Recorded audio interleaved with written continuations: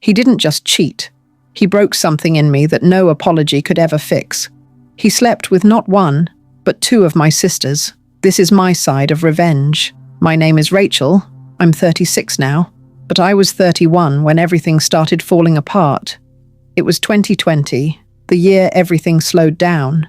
While most people were struggling to survive lockdowns and supply shortages, I was trying to hold together a marriage that was already full of cracks. COVID hit our household hard. My husband, Anthony, lost his job in March.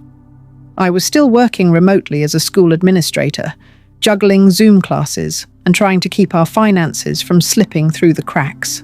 We moved in with my parents for a few months to ease the pressure. It was supposed to be temporary, just until we could breathe again. But that move, that decision to return home, it was the start of the betrayal that would break me. If you've ever been blindsided by the people you loved most, please subscribe. This story deserves to be heard by every person who's ever survived the unimaginable. This is my side of revenge. In January of 2020, if you had asked me what my life looked like, I would have told you I was content, not overjoyed, not miserable, just settled. The kind of settled that makes you feel safe, even if nothing exciting is happening anymore. My husband Anthony and I had just hit 5 years of marriage. 5 years. That used to mean something, didn't it? We weren't the honeymooners anymore, but we had our routines, our Sunday morning pancakes, our grocery list debates. We even had a jar where we kept small savings for the next vacation. Though deep down, I knew that vacation might never come.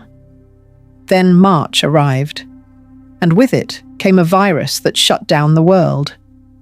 Anthony's work stopped immediately. He worked in event lighting for venues, weddings, corporate galas, big showcases. He lost his bookings overnight. 1 week, he was stringing fairy lights across ballroom ceilings, and the next, he was pacing the kitchen, saying things like, "I guess this is my vacation." I didn't have the luxury of pretending it was a break. I worked as an assistant director at a charter school that was trying to transition hundreds of kids into online learning in less than 2 weeks. I was exhausted. We were all exhausted. Teachers, parents, kids. No one knew what they were doing. Bills started to stack. Our rent didn't magically stop just because the world did. When my mum called and gently offered, "You and Anthony could come stay here for a while. At least you wouldn't have to stress about food or rent." I didn't say yes right away. I was proud, stubborn. But Anthony said, "Why not? It's just temporary, right?" So we packed up, 2 suitcases each, left our apartment behind, and moved into my parents' house, just like that. The first week felt like a weird kind of sleepover. My mum was thrilled to have us all under one roof again. My dad turned the garage into a make-do gym so we could stay active. We had family dinners, movie marathons, wine nights on the porch when the power flickered during storms. And of course, my sisters were there. Tina, my middle sister, had just moved back in a few months before. She was always in between things, between jobs, between boyfriends, between crises. But she was vibrant, funny, the kind of person who could walk into a silent room and have everyone laughing in 5 minutes. May, the baby of the family, had just finished her bachelor's degree and was planning to start grad school. The pandemic put a pause on that. She was soft-spoken, always helping Mum with the garden, or curled up in corners of the house journaling or reading romance books she never let anyone see. The 5 of us, me, Anthony and my family, were suddenly locked in together. No exits. Just days blending into each other. It felt like a sitcom at times. Other times, like a slow simmer you didn't know was going to boil over. Looking back, the signs were subtle. I noticed how Tina suddenly wore shorter shorts around the house, how her robe slipped a little more off her shoulder when Anthony was in the kitchen. I chalked it up to her being Tina. She'd always been flirtatious. Harmlessly, I thought. And May? She was always on her phone, smiling down at the screen, texting someone late into the night. I figured it was a college crush, or some guy she was hiding from Mum. Typical. I didn't pay attention to how often Anthony lingered in the living room when Tina was watching TV, or how he'd offer to help May with anything techie, even though she was perfectly capable of managing her settings. I was too tired, too stretched thin, trying to manage school admin, budgets, Zoom schedules, and keep our marriage from collapsing under the weight of the unknown. But I remember one moment so vividly, it almost feels like a replay I can't shut off. It was a humid Thursday night. Storms were brewing outside. I walked into the kitchen to get water, barefoot, tired, and I stopped in my tracks. Tina was sitting on the counter, laughing, her tank top damp with red wine. Anthony stood close, closer than needed. He was holding a paper towel to her chest, dabbing the stain with this ridiculous smirk like it was some kind of joke. When they saw me, the air shifted. He stepped back immediately. Tina hopped down and muttered, "Just spilled a little. Nothing serious." Anthony looked at me and said, "She was being dramatic. I was helping." I nodded. She has hands. She could have wiped it herself. I laughed when I said it, but not because it was funny. That night, I couldn't sleep. I lay there beside him, listening to the rain on the windows, trying to tell myself it was all in my head, that being home again just made everything feel awkward, that Anthony was still the man I married, that my sisters were still my sisters. But deep down, I already knew something had shifted. I just didn't know how far it would go. Not yet. The next few weeks were a blur of repetition. Wake up, log in, meetings, emails, family dinner, chores, sleep. Everything felt just structured enough to pass as normal, but under the surface, the balance in the house had shifted. I started noticing things I would have ignored before. Anthony was suddenly everywhere my sisters were. If May was setting the table, he'd be helping her carry plates. If Tina was in the living room watching a show, Anthony would wander in and stay, even if he hated the show. He used to joke that reality TV made him lose brain cells. But now he was watching 2 full episodes of Love Island like he was invested in the plot. I asked him about it once, just casually. "You've been spending a lot of time with Tina lately," I said, while brushing my teeth. He shrugged. "She's fun. You know how she is." "Yeah," I said, spitting into the sink. "I do." He didn't ask what I meant. He just walked away. It was subtle things like that. He started complimenting her outfits more than mine, laughing harder at her jokes.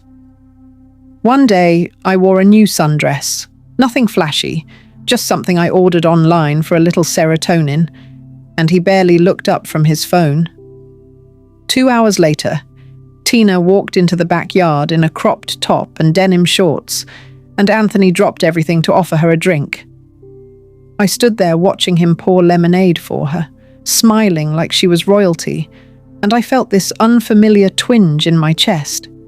It wasn't jealousy, it was something darker, like recognition, like the first crack in a mirror you've been too afraid to look into. Then there was May, sweet, quiet May. I noticed she had become more distant from me, not rude, just quiet, like she avoided eye contact longer than usual. She'd always been soft-spoken, but now she barely spoke to me at all. One afternoon, I walked past the guest room and heard hushed laughter behind the closed door.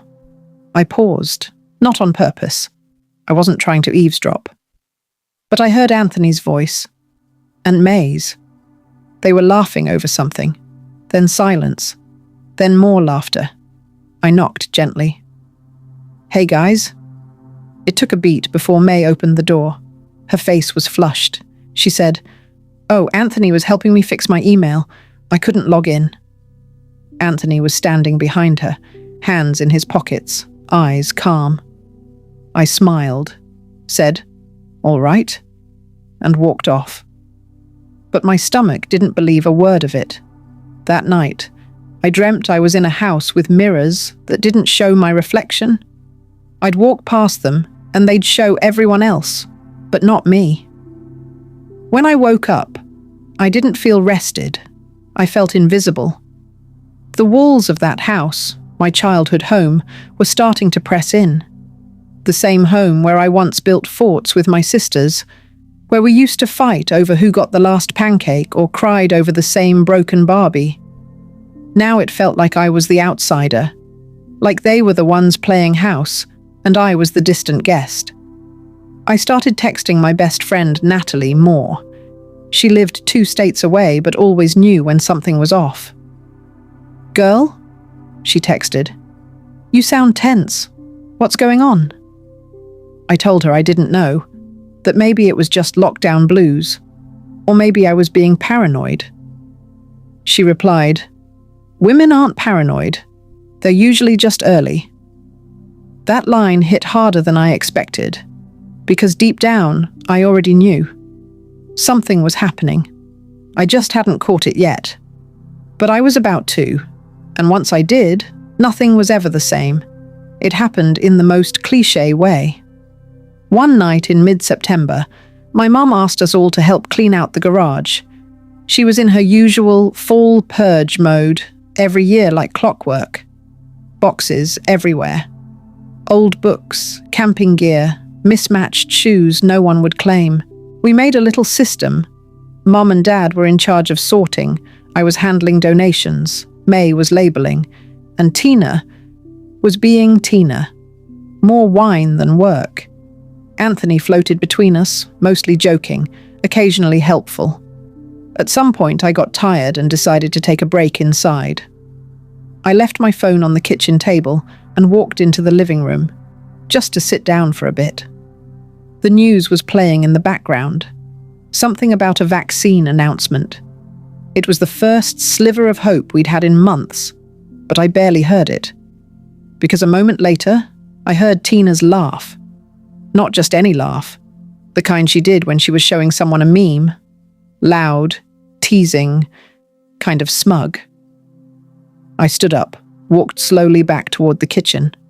My steps were soft. I wasn't trying to sneak. I just didn't want to interrupt. But what I walked in on wasn't funny. Tina was sitting at the table, leaning toward Anthony, way too close. His phone was in her hand. She was scrolling through something and laughing while he pretended to act annoyed. "You're going to get me in trouble," he said, grinning.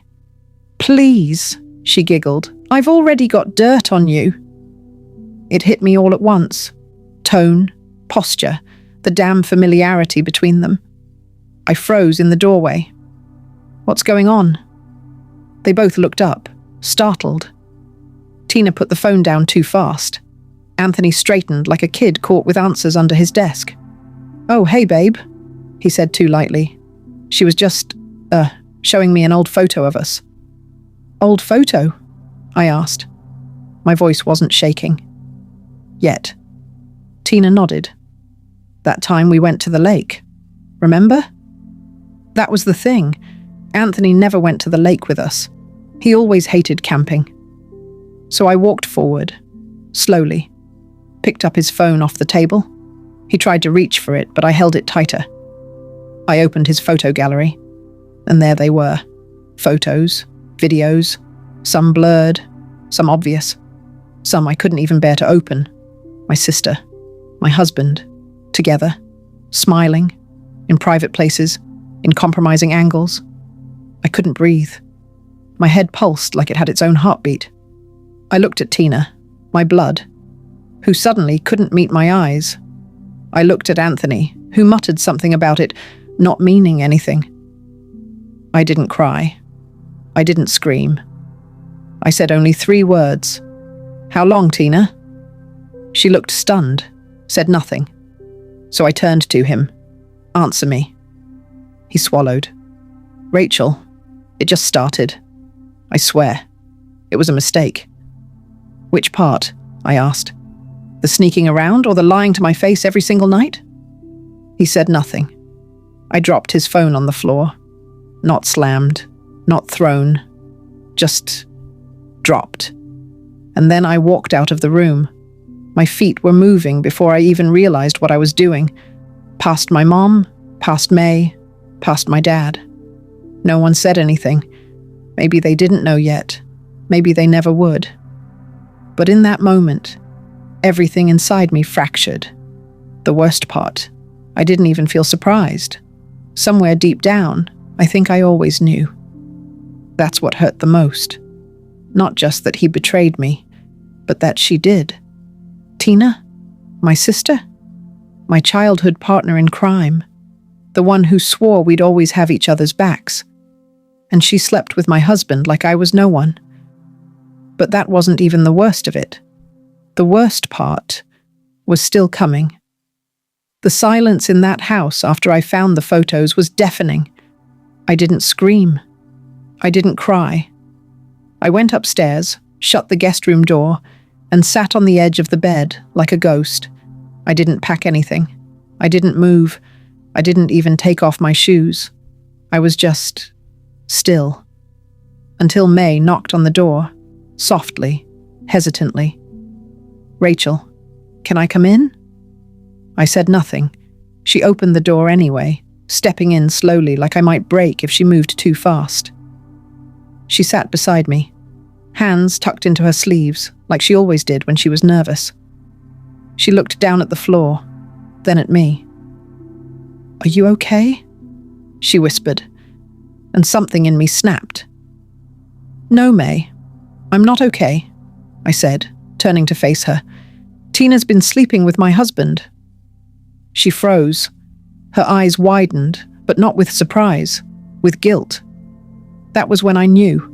I didn't have evidence. I didn't have a video or a confession, but I didn't need one.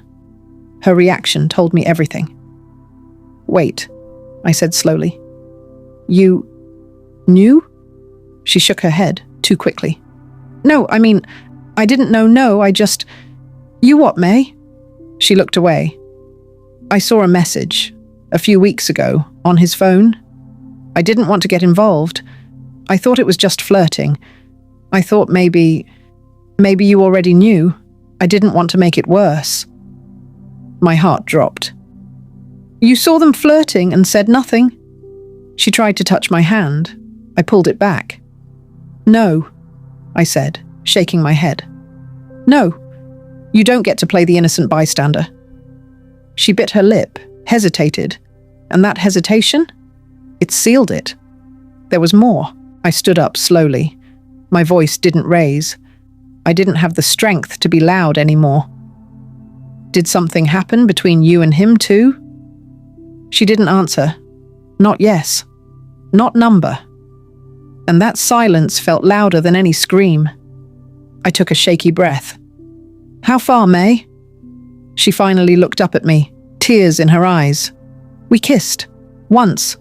I swear it was just once. He said you were struggling, that things weren't good between you two. I was stupid. I didn't mean for it to happen." I stared at her. My baby sister, the one I defended through every bad grade, every broken heart, every family fight. And she kissed my husband while I was fighting for that marriage alone. It wasn't just betrayal. It was humiliation. It wasn't just a broken marriage. It was a broken family. I felt my entire body go cold. I walked to the closet, pulled out my bag, and started throwing in clothes. "Rachel, wait," she said, panicked. "Please don't tell Mum." I laughed, not out of humor, just disbelief. "You're worried about Mum?" I asked. "You destroyed me, May." Tina slept with my husband. May kissed him and said nothing. And Anthony? He didn't just betray me. He infiltrated my family. I left that night. I got in my car, drove to a hotel on the edge of town, and sat in the parking lot crying harder than I ever had in my life. The kind of cry that leaves your lungs sore, that makes your vision blur, that doesn't even sound like you anymore. That night, I let the world fall apart, and the next morning, I started planning how to take my power back. Because this was personal. They didn't just ruin my marriage, they made me a ghost in my own bloodline. But I was done being quiet. This wasn't just going to end with me walking away. They were going to feel what it meant to lose everything they took for granted. I didn't sleep that night. I sat on the edge of a cheap motel bed, staring at the off-white wall like it might speak back to me. The heater clicked in short bursts, and the faucet in the bathroom had a tiny leak that tapped every 6 seconds. It was the loneliest sound in the world. I cried until my face went numb. Then I stopped. Not because the pain was gone, but because something else started to grow underneath it. Resolve. For the first time in days, I felt something sharp, something focused. It was no longer just about what Anthony did, or what Tina and May chose. It was about what I was going to do next, and I was done being the woman who kept everyone else comfortable. The first thing I did was pull every receipt, message, and piece of documentation I could gather. My name was on everything: our apartment lease, our joint accounts, the emergency savings we built. That small vacation jar had quietly grown into a separate account over the years. I had been depositing into it slowly, consistently. He never noticed. He wasn't the detail guy. I was. So I emptied it, all of it. I closed our shared accounts, changed every password, froze the joint credit card, blocked his number. Then, I called his mother. Now, she and I had never been close. She always thought I was too plain for her boy, but she hated drama. And when I told her what her son had done, how he'd not only cheated, but with 2 of my sisters, you could hear the disappointment pour out of her like spoiled milk. She said, "Rachel, I don't even know what to say. I didn't raise him like that." And I told her, "I'm not looking for comfort. I just thought you should know what kind of man you raised." Then I hung up. Next, I scheduled a moving truck. I called Natalie, my best friend, the only person I trusted with the truth. She drove down that weekend, helped me pack what I needed, and we moved everything while Anthony was out. I left the apartment half empty. His stuff was still there. But mine? Gone. On the kitchen counter, I left a letter. Just 4 lines. "You can keep the silence you gave me. You can keep the lies you fed me, but you'll never keep my peace. We're done." I signed it with my name and nothing else. Then I blocked him on everything. But I wasn't finished. The final blow was a party. See, Tina's birthday was coming up. She was always the center of attention type, always talking about her big day like it was a national holiday. So I sent a mass text to every extended family member, aunts, cousins, even people we hadn't seen in years. I wrote, "Hey family, just so you're not blindsided at Tina's party, I won't be there. Anthony and I are divorcing. He slept with Tina and kissed May. Yes, you read that right. Please don't text me with, 'Are you sure?' Or maybe don't go public messages. I didn't start this mess, but I'm ending it." Then I turned off my phone. The aftermath? It was glorious. Natalie said Tina showed up to her own party only to find 3 people there. Everyone else bailed. May moved out of the house within a month. No one trusted her. Even my parents couldn't look her in the eye for a while. And Anthony? He tried messaging me from fake accounts. I never responded. Not once. Because the truth is, they didn't just lose me. They lost access to me, to my kindness, to my loyalty, to the safety they all took for granted. And I got myself back. I moved to a different city. I started therapy. I cut my hair, got a promotion, relearned what it meant to be my own person, not someone's wife or someone's sister. For a while, it still hurt. Of course it did. But with every month that passed, the hurt turned into distance, then into strength. And now? I don't flinch when I hear his name. I don't ache when I see photos from back then. I just smile. Because I survived the kind of betrayal most people don't talk about. Family betrayal. And I made it outstanding. It's been 5 years since it all happened. Sometimes I still drive past the street we used to live on. Not out of longing, just curiosity, like visiting a museum of someone else's life. One I used to live in before I knew what betrayal really looked like. Anthony never remarried. Last I heard, he tried dating again, but trust doesn't come easy to men who broke it so carelessly. Tina and I haven't spoken since. And honestly, I don't miss her. Grieving a sister who's still alive is a strange feeling, but some relationships die long before we bury them. May reached out once, sent me a long email, no subject line, just paragraphs of apologies and regrets. I didn't reply. I read it, cried a little, and then deleted it. Forgiveness isn't about letting people back in. Sometimes it's just about letting go, so they can't touch you anymore. I live alone now. I have plants, I've started hiking, and I finally took that solo trip to Vancouver I kept putting off. It rained most of the time, but I still felt free. The kind of free that only comes after choosing yourself. Finally, fully, without guilt.